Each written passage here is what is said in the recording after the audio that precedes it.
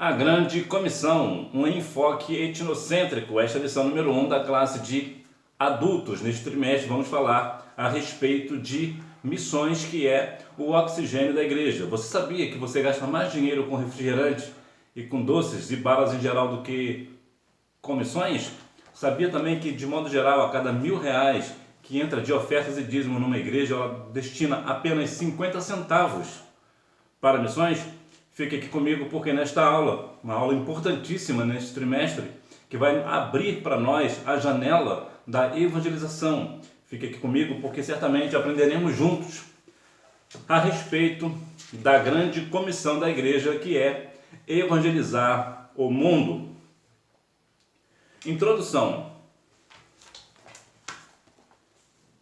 Por isso, nesta primeira lição, nosso propósito é esclarecer a respeito da grande comissão, conceituar e desenvolver o tema das missões transculturais e apresentar uma visão global da mensagem do Evangelho no mundo.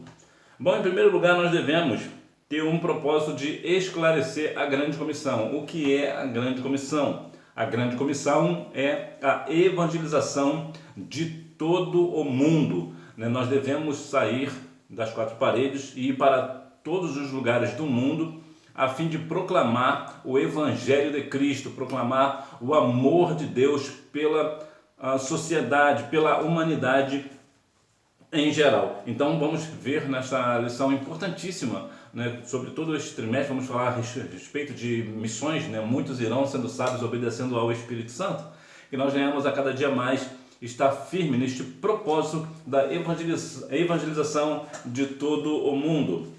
A grande comissão. O que é a grande comissão? É o mandamento do Senhor para a sua igreja proclamar o evangelho a todas as nações.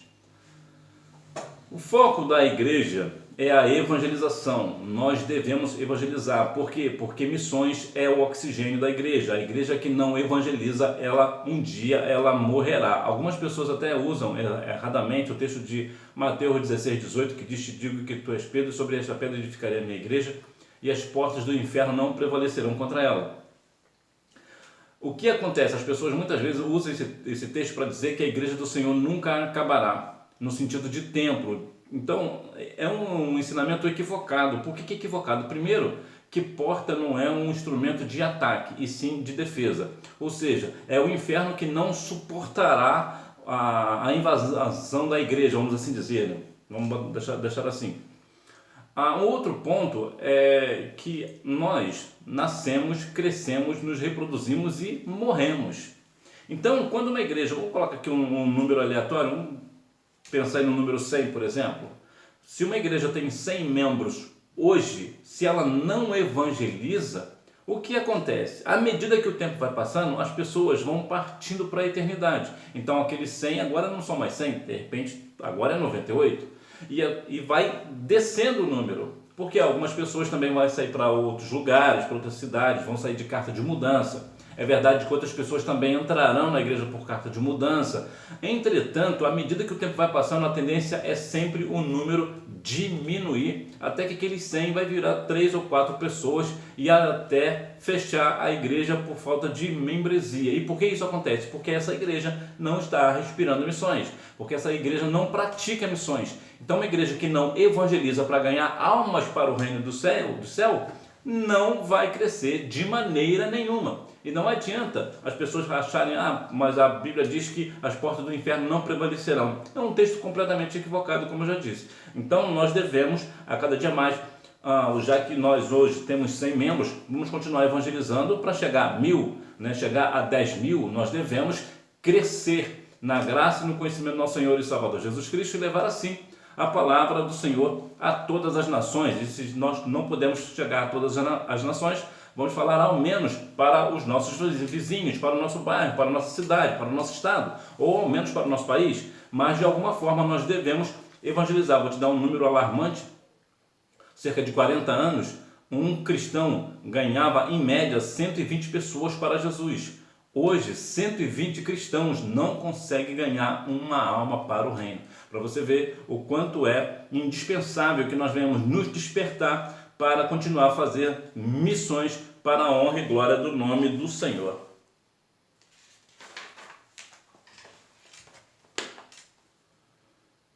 A questão cultural. Logo, não devemos desprezar a cultura de um povo a quem pretendemos evangelizar, nem impingir-lhe a nossa. Entretanto, a cultura de um povo deve ser avaliada e provada pelas Escrituras. Quando nós vamos para um outro país, para falar de cultura, até mesmo de Estado, né? O Brasil é um país gigantesco, tem várias culturas. Nós não devemos, de maneira nenhuma, desprezar a cultura deles, nós devemos compreender. Por exemplo, aqui no Brasil, nós sentamos à mesa para almoçar, por exemplo. No Camboja, nós sentamos na mesa, porque é uma cultura deles sentarem em cima da mesa. Então, só para a gente ter aqui uma noção de cultura, de costume, só para a gente ter uma noção, só para a gente ter uma direção. Então, nós devemos respeitar a cultura de um povo. No entanto, essa cultura também nós devemos observar à luz da Bíblia para ver se não é contra a palavra do Senhor também. Entretanto, até porque a beleza, a cultura tem essa questão da beleza, das cores, dos sabores, né? As comidas típicas de um determinado país, entre tantas outras coisas. Mas nós devemos ver, ou compreender se essa cultura não está também contrária à palavra do Senhor. Mas, de um modo geral, nós, nessa questão cultural, nós devemos respeitar a cultura daquele país, até porque, imagina, por exemplo, se alguém vier de um outro país para cá, por exemplo, para a sua casa, por exemplo, e fazer algo que você não tem o costume de fazer, você não vai gostar. Da mesma maneira, quando nós vamos para lá, nós devemos ter pelo menos uma noção de como é a cultura, as palavras principais, né, o idioma, como é e como não é, para que nós não venhamos assim nos atrapalhar. Nós devemos estar respeitando sim a cultura de outro povo, assim como nós queremos que respeitem a nossa, nós também devemos respeitar as dos outros. A ordem de fazer discípulos em todas as nações.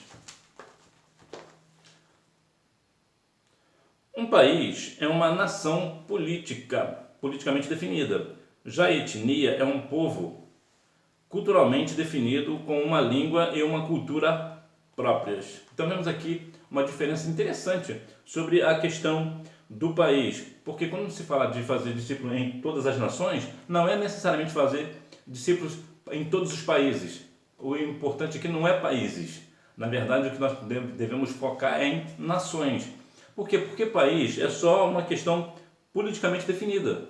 Os limites territoriais são definidos, né? O limite de um país ao lado, de um lado ou de outro, para frente ou para trás, é algo dessa natureza, é mais uma questão política. Mas quando nós vamos para os povos, já é diferente. Vou te dar um exemplo prático. Quando você vai, por exemplo, para a Austrália, você vai evangelizar o país da Austrália, significa dizer que você não pode evangelizar, vamos assim dizer, um australiano que mora fora da Austrália. Por quê? Porque ali você está indo para evangelizar o país da Austrália e não o australiano. Então, a ideia aqui principal é a evangelização das nações, porque nação vai falar da cultura, da etnia, onde é independente do local que essa pessoa esteja. Nessa questão da Austrália, ainda que o australiano esteja morando lá na Nova Zelândia, ou mesmo na África do Sul, você vai alcançar ele também. Por quê? Porque é uma questão de nações e não de país. Não é que o país não seja importante, é porque aqui o foco é a nação, é o povo em si, e não a questão geográfica, né? Que a questão é bem essa. A eficácia e os objetivos da grande comissão. Para ser eficaz e cumprir os seus objetivos, a grande comissão deve ser executada por pessoas cheias do poder do Espírito Santo. Aqui existe um ponto crucial e importantíssimo. O que é esse ponto principal? A pessoa, para evangelizar, ela precisa ser cheia do Espírito Santo. Por que ela precisa ser cheia? Porque enfrentará grandes dificuldades, problemas de várias formas, afrontas, né, dificuldades em geral. Então, somente uma pessoa cheia do Espírito Santo vai conseguir lidar com situações. E uma outra coisa aqui que é bem importante salientar, que a evangelização, ela precisa ser feita por pessoas cheias do Espírito Santo, não necessariamente batizadas com o Espírito Santo. Por quê? Porque há pessoas que não são batizadas com o Espírito Santo, mas são cheias do Espírito Santo. E nesse caso, ser cheio do Espírito Santo é muito mais importante. Por que é mais importante ser cheio do que ser batizado? É claro que o ideal é ser os dois, né? Ser cheio do Espírito, ter os dons do Espírito, ter o fruto do Espírito. Mas nesse sentido, é porque uma pessoa pode muito bem estar fazendo missões, por exemplo, batizada com o Espírito Santo, mas não é cheia. Então, por qualquer situação, vai murmurar, vai contradizer, uma pessoa não vai dar apoio, não vai dar suporte. Por quê? Porque não é cheia do Espírito. Então, a pessoa ela precisa ser cheia do Espírito Santo, ser uma pessoa salva na pessoa de Cristo.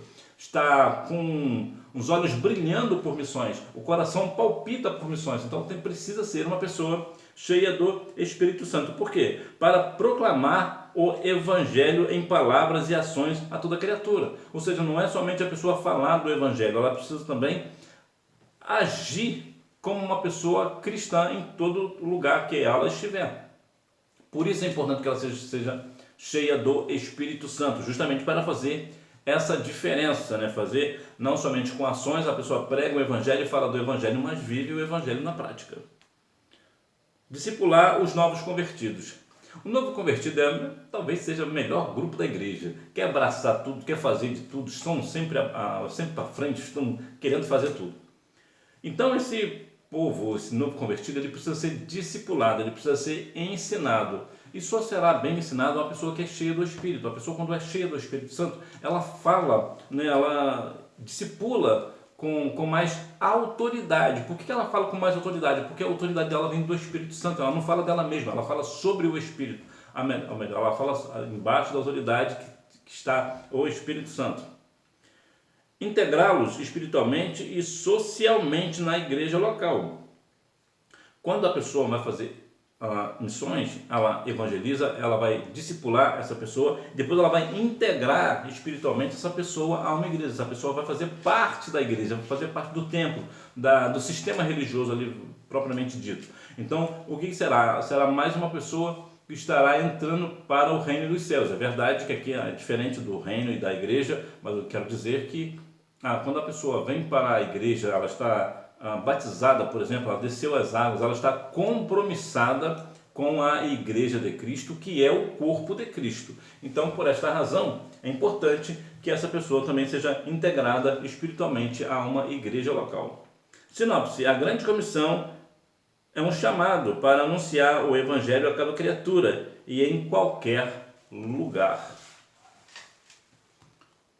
Missões transculturais. Conceito. Em linhas gerais, missões transculturais são transpor uma cultura para levar a mensagem do Evangelho. Transpor a cultura e além da cultura. Paulo, quando chegou num lugar, tinha lá um lugar dedicado ao Deus desconhecido, que as pessoas não conheciam. O que Paulo fez?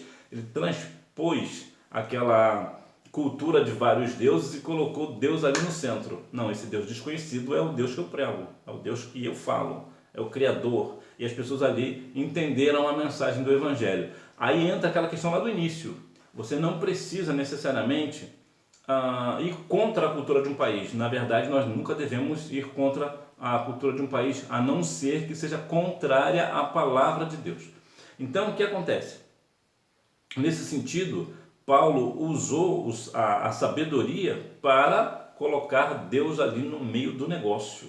Então ele transpôs, ele rompeu uma barreira, né? E qual foi essa barreira? A barreira cultural. Então nós devemos fazer da mesma forma, da mesma maneira que Paulo fez, nós devemos também ter esse conceito, né, de entendimento de que nós devemos sim ir além da cultura para evangelizar.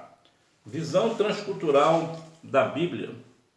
Quando se fala em missões transculturais, a Bíblia Sagrada é o padrão a ser seguido. Então, em qualquer lugar do mundo, A mensagem principal, transcultural, é a Bíblia. É o nosso padrão. Independente de qual cultura nós formos pregar, nós pregaremos sempre a mesma coisa, o que é a palavra do Senhor, a Bíblia Sagrada, a Escritura. Então nós devemos estar sempre aptos para ensinar, para pregar a palavra do Senhor. Nós devemos nos preparar a cada dia para continuar falando da palavra, não falar de nós mesmos. É verdade que uma hora ou outra você precisará dar um testemunho sobre algo que aconteceu com você, para a edificação da igreja, para a edificação da pessoa que você estava evangelizando. Mas nós não podemos nos ater a esse negócio. Por quê? Porque nós não fomos nós que morremos na cruz. Foi Cristo que morreu na cruz por nós. Então nós não devemos ficar nos exaltando para pessoas na hora da evangelização. Por quê? Porque senão essa pessoa pode ser que essa pessoa se firme a sua fé em nós. E nós, não, muitas vezes, nós não conseguimos nem afirmar a nossa fé que dirá até dos outros. Então as pessoas precisam, nós devemos falar a palavra do Senhor para que o povo firme a sua fé no Senhor e não no homem. Porque uma coisa é importante dizer: Deus poderia escolher uma outra organização para a evangelização. Ele poderia, tem por aí várias instituições que têm até mais estrutura do que a igreja, mas Deus escolheu a nós. Deus deseja que nós façamos. Lá em 1 Pedro 1,12, a Bíblia diz que até os anjos quiseram entender o Evangelho, né? Algumas pessoas dizem até que eles queriam pregar o Evangelho, o que não é verdade. Os anjos não queriam pregar o Evangelho, eles queriam entender a mensagem do Evangelho. Está lá em 1 Pedro 1,12. Mas esse privilégio de pregar o Evangelho, o Senhor deu a nós, a igreja, a sua igreja. Então nós devemos cumprir bem este papel. Barreira nas missões transculturais. As barreiras são inúmeras. Vejamos. Barreiras geográficas, ou seja, novas nações e novas culturas. Vira e mexe, aparece um país novo, uma cultura nova. Então é uma barreira geográfica. Por quê? Porque ela está localizada num determinado lugar do planeta. Então, geograficamente, nós devemos transpor esta barreira, né? Essa barreira geográfica, com novas nações, novas línguas, novos idiomas, novas culturas, novos costumes. Então nós devemos nos adequar para poder falar ali o Evangelho do Senhor. Barreiras culturais, o que seriam? Valores de vida, costumes e hábitos. Valores de vida, cada um tem lugares, por exemplo, que não conhece a Cristo, não vai ter os valores cristãos. Então nós devemos ter muito cuidado. Nós não devemos de maneira nenhuma chegar num lugar, por exemplo, até numa aldeia, por exemplo, aqui no Brasil mesmo, uma questão de indígena, por exemplo, e querer impor alguma cultura nossa. Nós não conseguiremos assim. Nós só conseguimos mudar esses costumes, né, esses valores de vida, costumes e hábitos com o tempo. Por que muitas vezes uma ideia não consegue se firmar hoje? Porque ela precisa de tempo para entrar nas universidades, nas escolas, né, para poder assim ensinar o povo de modo geral. O Evangelho da mesma forma. Nós precisamos primeiro fazer o alicerce do Evangelho. Como é isso? Primeiro, é uma questão de respeitar os valores da vida das pessoas. Nós devemos ter esse cuidado. Também a questão dos costumes e hábitos deles. Nós devemos também ter cuidado para também não faltar com respeito com isso. Porque quando você falta com respeito com alguém, cria-se uma barreira. A pessoa não vai querer te ouvir. Mas se você respeita os valores e hábitos, costumes dessa pessoa, essa pessoa tem uma tendência de abrir a guarda para te ouvir. Barreiras econômicas, diferenças de moedas e comércio. Talvez essa questão seja uma questão mais complexa, seja bem complexa pela questão de comércio. Às vezes o que não tem nenhum valor para você, comercialmente falando, pode ter para aquele povo que você vai. Então você precisa ter muito cuidado no que você vai fazer, no que você vai falar, no que você vai comercializar. Você precisa ter muito cuidado com esse negócio. A questão da moeda é uma questão que nós devemos ter uma noção de como, quando nós vamos para um país, para uma nação, né? Saber assim qual é a moeda de lá e qual o peso que tem a moeda brasileira lá, né? No caso o real, né? Qual é a força que o real tem lá, ou não tem valor nenhum, não tem força nenhuma. para justamente ser justo na hora de comercializar, na hora de fazer uma troca, uma venda ou mesmo uma compra, nós sermos completamente neutros, né, no sentido de que realmente sermos justos, né? Precisamos ter essa noção. Barreiras linguísticas, as línguas nativas. As línguas nativas talvez seja a mais complexa, né? Talvez seja a maior dificuldade da evangelização é a língua. Porque como uma pessoa que mora no Brasil, por exemplo, vai fazer missões lá na Alemanha sem saber falar alemão, é bem difícil, né? E alemão é uma das línguas mais difíceis de se falar, né? Eu tenho uma amiga que aprendeu a falar alemão, ela fala alemão, ela é uma locutora, e ela diz que é muito difícil o idioma. Então, talvez seja a mais complexa, que dê mais trabalho para fazer, é justamente aprender o idioma para onde você vai pregar o evangelho. Barreiras religiosas, islamismo, ateísmo, materialismo, secularismo, etc. Aqui, de modo geral, barreira religiosa é todas as religiões. Quando você vai para um país, geralmente lá existe uma religião predominante. Aqui no Brasil, a religião predominante é a religião católica. Ou seja, tem mais católicos aqui do que qualquer outra religião. Então, quando você vai para esse país que você está indo, né, essa nação, você precisa ter muito cuidado com a questão religiosa. Por que você precisa ter questão com a religião? Ter cuidado com a religião. Religião é um tema extremamente delicado. Assim como você não quer que ninguém desrespeite a Bíblia, as pessoas também não querem que você desrespeite o Alcorão, por exemplo, ou o livro de Allan Kardec, aqui no Brasil, né? O Brasil, inclusive, é o país mais espírita do mundo, né? 2% do Brasil é espírita.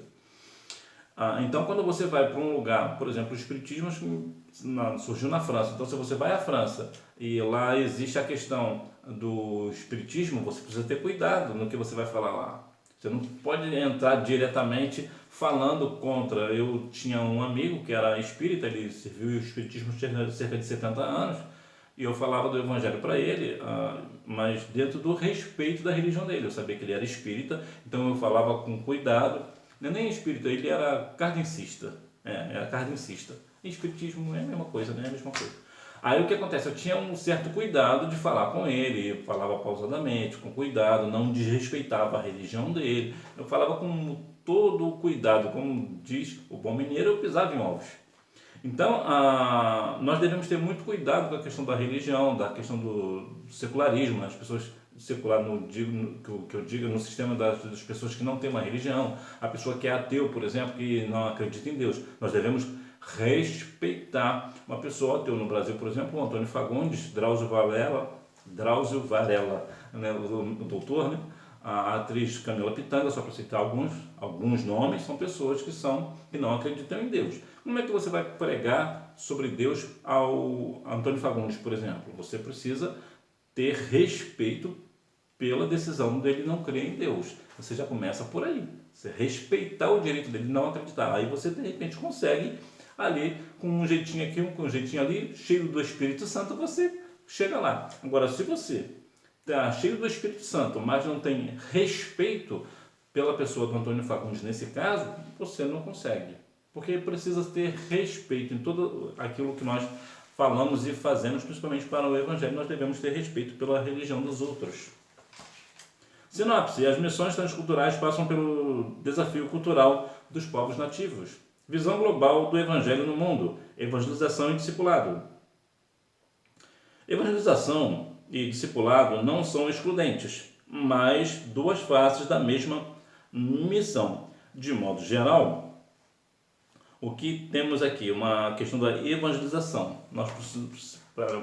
Primeiro nós evangelizamos, quase não saiu. Nós evangelizamos e depois o que nós fazemos? Nós discipulamos, nós ensinamos, nós forjamos o caráter da pessoa, no sentido bíblico, né? Veja, por exemplo, que pessoas, o próprio Cristo demorou um tempinho até começar a evangelização. De modo geral, precisa-se de tempo. Por exemplo, o Senhor demorou ali 3 anos para forjar o caráter dos seus discípulos. Porque precisa de tempo. A pessoa não é de repente, de uma religião hoje, aceita Cristo e amanhã já está completamente transformado, completamente doutrinado. Ih, rapaz, está ruim isso aí hoje, hein? Então, veja que a pessoa não está discipulado, a gente precisa de ter tempo. Então, nós precisamos ter cuidado nesse sentido também. Então, a evangelização, nós evangelizamos e depois discipulamos com calma. Há pessoas que demoram um pouco mais de tempo do que as demais. Precisamos de paciência nesse sentido, precisamos ter cuidado para não errarmos o tempo, né, de cada um. Arrependimento e capacitação do Espírito. Nesse sentido, devemos estar prontos para anunciar a mensagem de Jesus sobre a capacidade do Espírito Santo, conforme lemos em Atos dos Apóstolos, rogando que os pecadores se arrependam e creiam no Evangelho. Vamos evangelizar as nações. E qual é a principal mensagem do Evangelho? Arrependimento. Arrependam-se dos seus pecados. Nós falamos com amor, que é a principal raiz do Evangelho. E qual é a principal mensagem do Evangelho? Arrependa-te. Então nós pregamos o arrependimento, a renúncia, e não essa super graça que as pessoas falam hoje, que hoje nós podemos fazer qualquer coisa, que nós estamos no tempo da graça. Nós estamos no tempo da graça, mas a Bíblia diz que eu posso fazer qualquer coisa, mas nem todas as coisas me convém fazer. Então nós devemos ter cuidado com esse negócio. Então nós evangelizamos, na evangelização nós falamos o quê? Arrependa-te. Nós precisamos levar essa palavra de arrependimento, de renúncia, para que as pessoas não achem que Jesus morreu na cruz do Calvário para que elas tenham riqueza, por exemplo, aqui na terra. Jesus morreu para que nós venhamos ter vida e vida em abundância. Para que nós venhamos ter a vida eterna. Sinopse. A proclamação do Evangelho leva em conta a evangelização, o discipulado, o arrependimento e a capacitação do Espírito. Conclusão. Temos um grande desafio em missões transculturais, alcançar o mundo inteiro com a mensagem genuína do Evangelho. O mais difícil não é evangelizar o mundo todo. O mais difícil, na verdade, é levar o Evangelho genuíno. Porque talvez consigamos, de modo geral, todas as igrejas, de modo geral, possam levar o Evangelho de Cristo para todas as nações. Mas nem todas as pessoas vão falar o Evangelho genuíno. Nem todas as pessoas vão pregar o Evangelho genuíno. A Bíblia diz que se outro anjo vier com outro evangelho, seja maldito. Então, muitas vezes as pessoas se pegam falando do evangelho. Vou te dar um exemplo aqui de números. No Brasil, 50 milhões de brasileiros é tido como evangélicos. Desses 50 milhões, 23 milhões são assembleanos. Aí eu te pergunto, você acha mesmo que esses 50 milhões de pessoas que se dizem cristãs, que vão à igreja, estão de fato salvos? Não, não estão. Nós sabemos que não. Nem todas as pessoas, a Bíblia diz, né? Nem todos que me dizem Senhor, Senhor, entrarão no reino dos céus. Então, nem todos são cristãos. Por que não são cristãos na maioria das vezes? Porque não receberam o evangelho genuíno. Porque ouviram o evangelho de venha para cá que você vai parar de sofrer, venha para cá que você vai ficar rico, venha para cá que Deus vai abrir as portas para você de trabalho, financeiro, de empresa, ou seja, de qual o seu segmento for. Venha para cá que você vai ter um casamento. Sempre uma promessa terrena, sempre coisas da terra. Mas não foi isso que Jesus morreu na cruz do Calvário para nos dar. Jesus morreu na cruz para que nós venhamos ter salvação na vida eterna. Este aqui é o ponto do Evangelho. Então nós devemos falar o quê? Sobre arrependimento. Eu só vou herdar o reino dos céus se eu me arrepender dos meus pecados. Quando eu me arrependo dos meus pecados e confesso a Cristo como Salvador da minha alma, aí sim eu entro nas mansões celestiais pelas portas. Fora isso, o caminho vai ficar muito ruim de chegar lá. Vai ser difícil. Não vai ser fácil não, hein? Por quê? Porque Jesus é o caminho, a verdade e a vida, e ninguém vem ao Pai senão por Ele. Então nós devemos nos arrepender dos nossos pecados e, consequentemente, ter uma vida na presença do Senhor, uma vida de arrependimento. Revisando o conteúdo, número 1. É o mandamento do Senhor para a sua igreja, proclamar o Evangelho a todas as nações. Número 2, proclamar o Evangelho em palavras e ações a toda criatura. Discipular os novos convertidos, tornando-os fiéis seguidores de Cristo. Número 3, barreiras geográficas, novas nações e novas culturas. Barreiras culturais, valores de vida, costumes e hábitos. Número 4, em Mateus 28, 18 ao 20, percebemos uma ênfase em fazer discípulos. Número 5, Na missão transcultural, a mensagem missionária tem de levar em conta o apelo ao arrependimento para o perdão dos pecados, que nós venhamos estar firmes na presença do Senhor para levar o evangelho genuíno a todas as nações, para que todos venham ouvir da parte do Senhor: vinde benditos de meu Pai, possuí por herança o reino que vos está preparado desde a fundação do mundo. Que Deus em Cristo continue abençoando a sua vida e que nós venhamos ter um trimestre cheio de missões transculturais para a glória do Senhor. Que Deus continue te abençoando. Tchau, até a próxima aula, se Deus quiser.